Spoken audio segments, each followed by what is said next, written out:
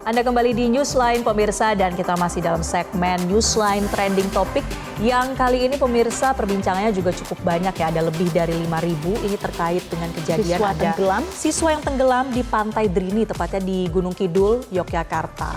Dan seperti tadi disampaikan oleh Valen ya, ada fenomena alam yang diduga ini menyebabkan ada 13 pelajar asal Mojokerto, Jawa Timur yang kemudian terseret ombak ketika mereka sedang bermain di Pantai Drini di Gunung Kidul.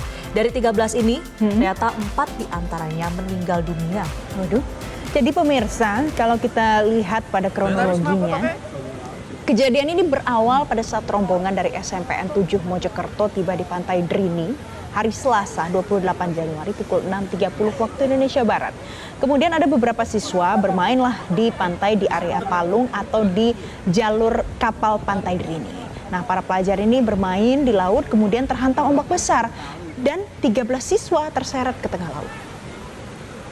Ya, mengetahui ada kejadian ini, kemudian dari tim SAR berhasil menyelamatkan 9 orang siswa. Tapi kemudian ada 3 pelajar lain yang ditemukan tewas pada Senin siang. Setelah itu pemirsa ada 1 korban lainnya yang baru ditemukan di hari Rabu 29 Januari. Ini sekitar pukul 7.30 waktu Indonesia Barat.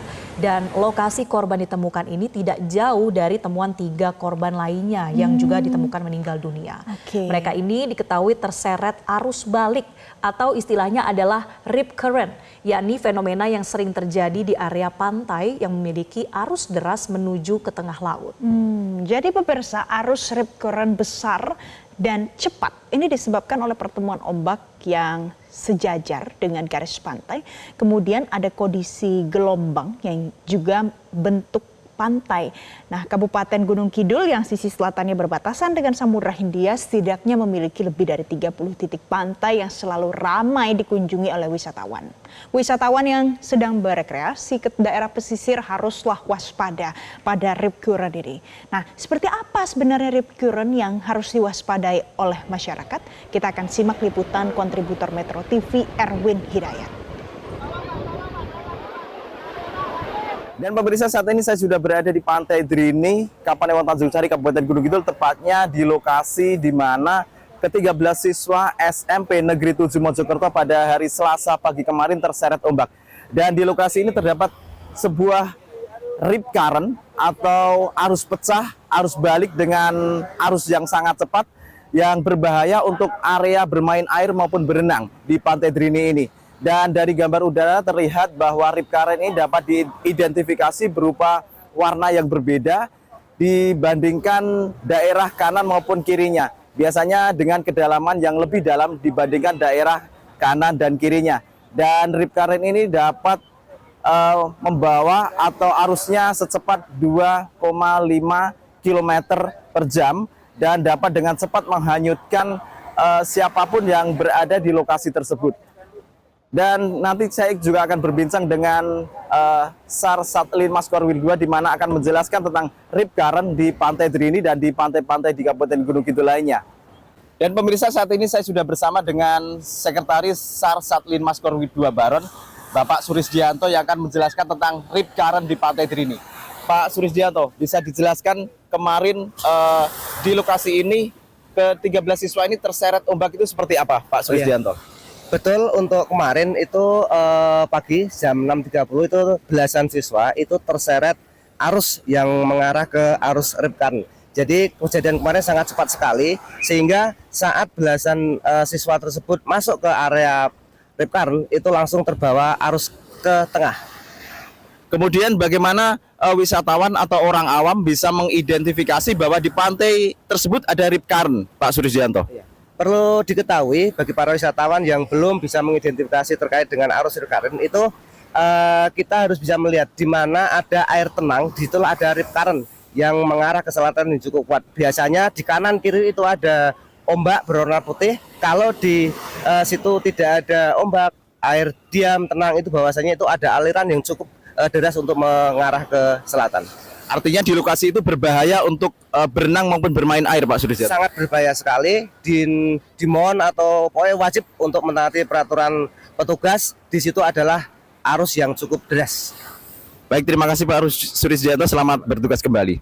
Dan informasi terkait rip current ini bisa menjadi kewaspadaan bersama untuk para wisatawan atau siapapun pengunjung yang berkunjung ke pesisir selatan Yogyakarta yang memang memiliki karakteristik ombak tersendiri dan juga adanya rip current yang setiap saat dapat mengancam siapapun yang bermain air maupun berenang di pesisir selatan Yogyakarta.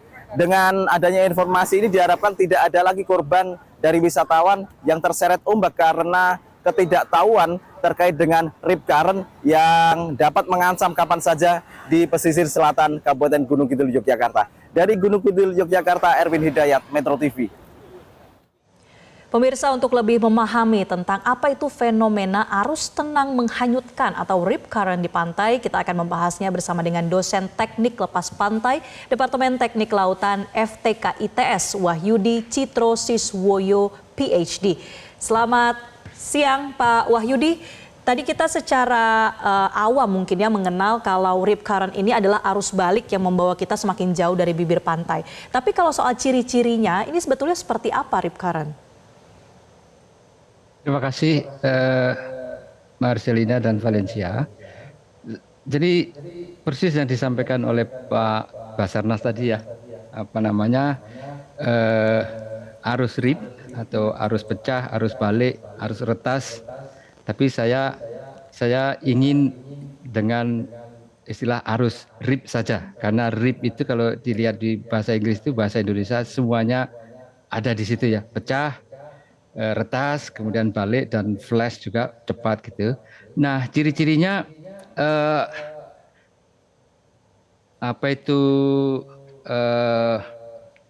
tenang. Jadi di kanan kiri dari arus itu buih ya, dari gelombang pecah buih. Kemudian kenapa tenang? Karena di situ tidak ada gelombang datang.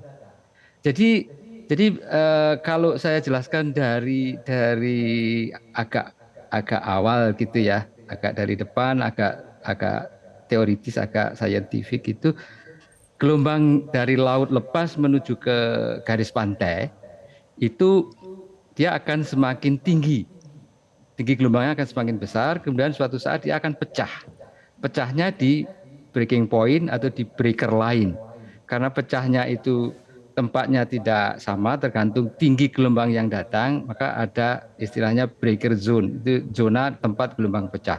Nah, setelah gelombang itu pecah, maka ada transformasi energi dari gelombang yang menjalar tadi, energi yang menjalar menjadi water mass transport atau arus. Ya, massa air yang berjalan itu arus menuju ke garis pantai. Nah, setelah sampai di pantai, arus tadi masih mempunyai kekuatan sehingga dia akan dibelokkan karena kan garis pantai kan daratan ya, akan dibelokkan ke kanan atau ke kiri tergantung area yang energinya lemah, energinya kecil. Nah, energi kecil itu yang gelombang datangnya kecil atau tidak ada gelombang sama sekali, akan membelok ke situ ya, menjadi sejajar garis pantai. Nah, kemudian di tempat lain ada juga yang fenomena seperti itu, arus yang tegak lurus garis pantai menuju pantai itu akan dibelokkan juga. Nah, arus yang menyusur pantai itu kalau berlawanan arah ketemu, dia menjadi feeder. Prof Wahyudi. Feeder. Ya, dia akan membelok ke laut gitu. Oke, Prof Wahyudi. Jadi ini sebenarnya ada penjelasan sainsnya ya di belakang. Banyak sekali mungkin orang-orang yang merasa oh ini ada aroma mistisnya. Jadi ini sebenarnya semuanya ada alasan sainsnya dan tidak hanya terjadi di Gunung Kidul saja, atau ini memang spesifik bisa terjadi di pantai sepanjang pesisir itu? Kalau boleh saya jelaskan, sampaikan ya. Jadi di laut Jawa Selatan misalnya, mulai dari Pandeglang sampai ke Banyuwangi, itu semua potensial terjadi arus rip, apapun bentuk atau morfologi pantainya.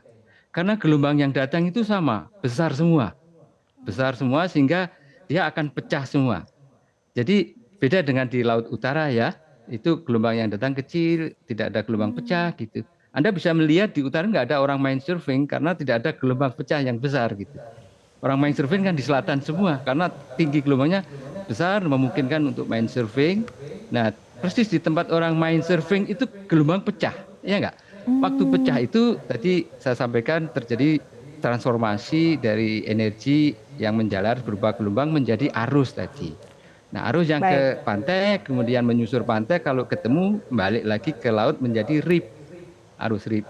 Itu Baik. terjadi di Jadi semua dari Pandeglang sampai morfologi Banyuwangi pantai, ya Pak, bentuk ini pantai berpotensi sekali dari- ada arus rip. Sebaiknya Ya. Pak, kalau pantai-pantai yang memang sudah terpetakan, ini ada potensi terjadi arus rip. Ini masih bisa beroperasi atau harus ditutup atau seperti apa Pak Wahyudi? Rekomendasinya? Jangan ditutup karena itu merupakan kekayaan alam Indonesia, itu tempat-tempat yang eksotik, yang fantastik, yang perlu dikunjungi oleh terutama adik-adik kita, anak-anak kita generasi muda untuk agar mereka mencintai dunia maritim, agar mereka mencintai laut kita, agar mereka mencintai tanah Oke. air kita. Perlu diberikan Jangan peringatan ditutup. atau tanda Jangan khusus Pak ditutup. agar lebih berhati-hati? Betul. Iya. Jadi Oke. yang mungkin saya sayangkan ancaman RIP ini itu ancaman yang mematikan. Itu salah satu the deadly hazard di seluruh dunia. Itu sudah menjadi global hazard di dunia. Di kita aja yang belum memasukkan itu di undang-undang kebencanaan.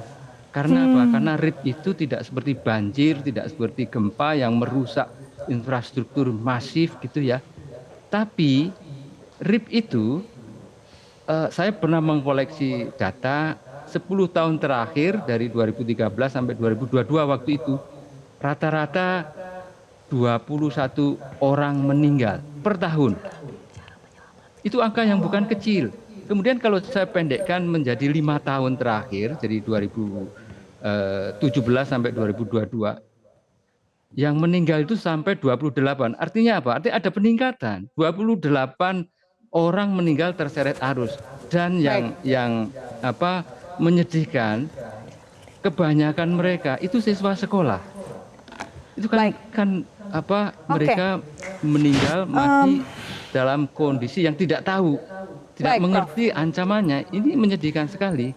Oke, Prof. Jadi kalau dari data ini ada basis sainsnya dan ternyata jumlah kematian karena arus rip ini meningkat dari tahun ke tahun. Prof Wahyudi, terima kasih karena sudah memberikan pencerahan kepada pemirsa Metro TV kalau ini tidak ada kaitannya sama sekali dengan bisnis, tapi ada alasan sains di baliknya dan perlu diwaspadai betul. Terima kasih Prof Wahyudi Citrosiswoyo, dosen teknik lepas pantai FTK saya bukan IPS. profesor ya. Oh baik, terima kasih Pak Wahyudi. Pemirsa, itu tadi penjelasannya terkait dengan apa bahaya dari arus rip yang itu bisa terjadi ya Marcella dari Pandeglang bahkan sampai ke Banyuwangi. Dan ini harus diwaspadai karena jumlah kematiannya ternyata setiap tahun terus bertambah. Nah, kita lihat ya Marcel, apa komentar warganet di X kalau kali ini. Yang pertama dari @seblakurupu, saya pernah ketarik arus ini, kaki nggak bisa gerak, kayak ada yang menarik kuat banget padahal ombaknya kecil dan tenang. Untungnya ditolongin yang main selancar. Ada alasan ya. Ada alasannya alasan ternyata. sainsnya pemirsa. Ya, betul sekali. Selain itu juga ada komentar dari @taryok. Again and again, lagi-lagi hampir selalu tiap liburan panjang di kawasan pantai selalu saja ada korban jiwa. Kebanyakan ini adalah anak-anak. Mungkin ini jadi peringatan juga ya bahwa kalau memang sudah ada larangan dari petugas di pantai, ini harus diikuti pemirsa. Ya. Nah, itu tadi pemirsa ada beberapa komentar yang disampaikan oleh warganet terkait dengan fenomena arus rip ya, yang baru saja memakan korban lagi pemirsa. Sangat disayangkan, mudah-mudahan tidak terulangi lagi dan belajar dari yang sudah terjadi ini. Jelajahi cara baru mendapatkan informasi. Download Metro TV Extend sekarang.